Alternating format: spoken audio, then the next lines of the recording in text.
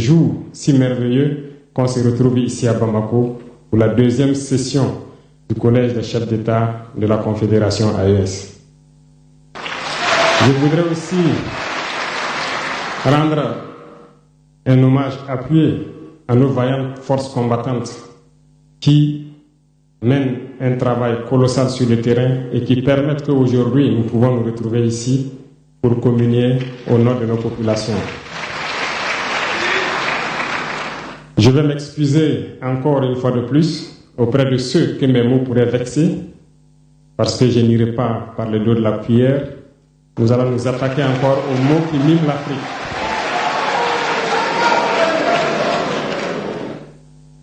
Vous avez certainement tous déjà entendu parler du printemps arabe. Ce phénomène qui a bouleversé la géopolitique du monde arabe, en commençant par le Maghreb, en Afrique et jusqu'en Asie, qui s'est manifesté avec des conséquences souvent désastreuses, des morts et des divisions par endroits, et des bouleversements politiques sans précédent dans d'autres endroits. Et je pense que tous les Africains devraient comprendre qu'est-ce que c'est que ce phénomène, d'où il vient, et qu'est-ce qu'il faut faire pour se prémunir d'un tel phénomène. Malheureusement, nous sommes au regret de constater que certains Africains ne se réveillent pas. Et ce que je vais dire n'est que ma pensée à moi, mon analyse, c'est qu'il y a quelque chose qui vient sur l'Afrique de l'Ouest, que j'ai appelé l'hiver noir. L'hiver noir arrive. Il sera un hiver très froid, un hiver sanglant, un hiver meurtrier. Vous allez me poser des questions, pourquoi? Eh bien, en fondant la Confédération de l'AES, nous avons senti ce froid venir. Et tous les jours que Dieu fait, nous nous évertuons à trouver des troncs d'arbres pour allumer un feu qui va réchauffer le cœur des Africains, un feu qui va réchauffer les mentalités et le sang des Africains pour nous unir autour. Nous nous sommes évertués également à faire la chasse aux loups pour essayer d'utiliser leur peau pour faire des manteaux pour nous protéger du froid de l'hiver. Nous nous sommes évertués à construire des montagnes, de grandes montagnes pour briser le vent de l'hiver qui devrait s'abattre sur nos communautés. Malheureusement, force est de constater que certains Noirs sont là tous les jours à arroser nos troncs d'arbres d'eau fraîche pour qu'ils ne puissent pas brûler. Ils se transforment en loups ou font en sorte que nous, chasseurs de loups, nous ne puissions pas surprendre le loup. Lorsque nous voulons construire nos montagnes, ils brisent les cailloux pour que nous ne puissions pas arriver. Pourtant, l'hiver arrive. Et quand l'hiver viendra, devrions-nous permettre à ceux-là qui combattent de venir se protéger avec nos manteaux qu'on a confectionnés, avec les montagnes qu'on a construites pour nous protéger des vents, ou encore se réchauffer avec nous autour du feu. Telle est la question qu'il faut qu'on se pose. Qu'adviendra-t-il donc du panafricanisme quand l'hiver viendra? L'hiver viendra parce que la guerre se transporte en Afrique de l'Ouest. Les impérialistes font tout pour mettre l'Afrique de l'Ouest à feu et à sang.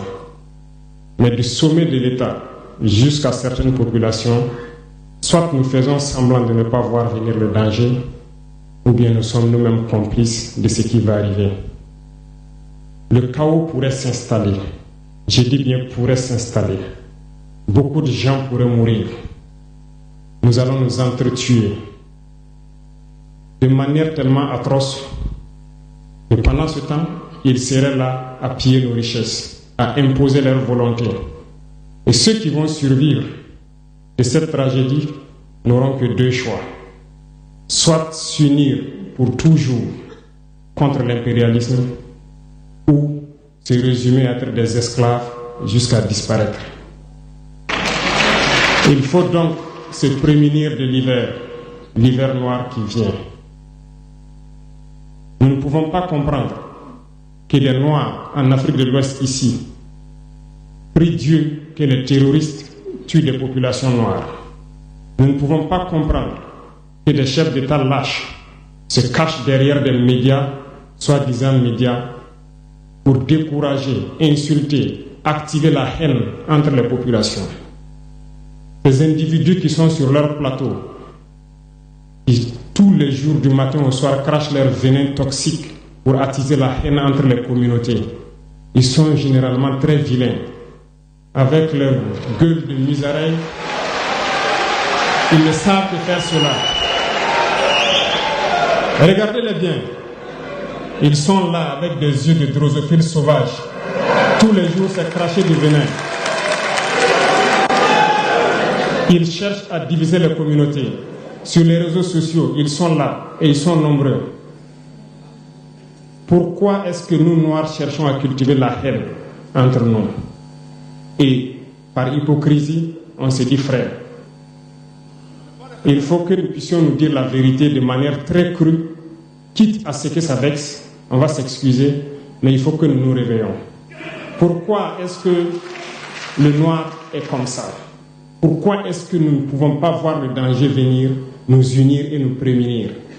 Pourquoi est-ce qu'il faut que par nos comportements, nous allions affronter ces dangers qui risquent de nous décimer?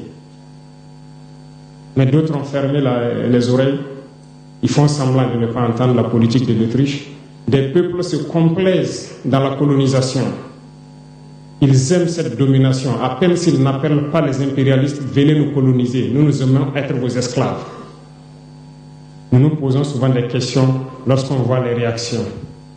Ces pseudo-intellectuels décérébrés qui sont là à longueur de journée à entamer des débats en toute indignité, en toute malhonnêteté, comme s'ils ne voient pas la réalité des exemples qui se présentent à nous.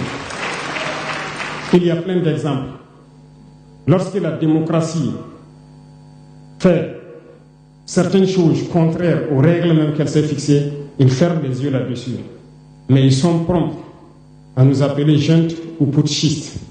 Mais soyez sûrs d'une chose, nous sommes unis et nous resterons unis. Et nous devons ouvrir les yeux. L'AES va évoluer.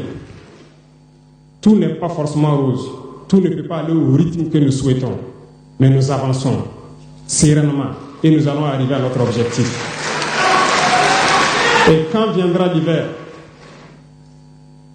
si il faille que nous passions par l'hiver pour être libres, pour être unis, nous prions Dieu qu'il en soit ainsi et qu'il protège nos populations.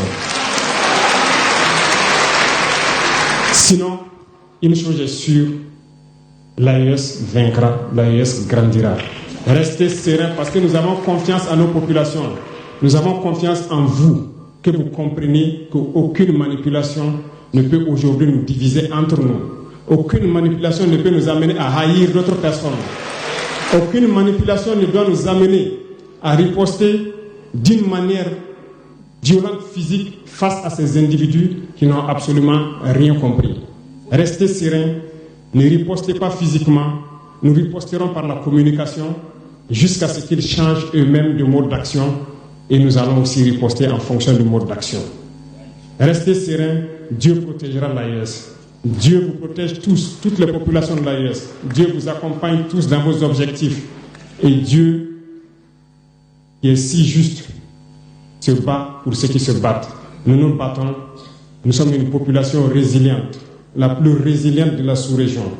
Personne n'aurait cru que vous pouvez supporter ce que vous êtes en train de vivre.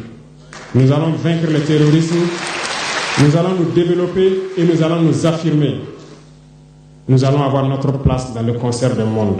Que Dieu bénisse l'AES, que Dieu bénisse notre population résiliente et résistante. Que Dieu nous unisse davantage, la patrie ou la mort.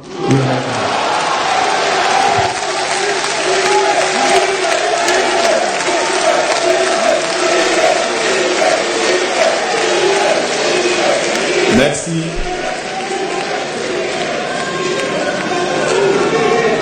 Merci. Excellence, merci pour cette prise de parole. Vous nous avez rappelé que l'avenir du Sahel se construit par des fils et des filles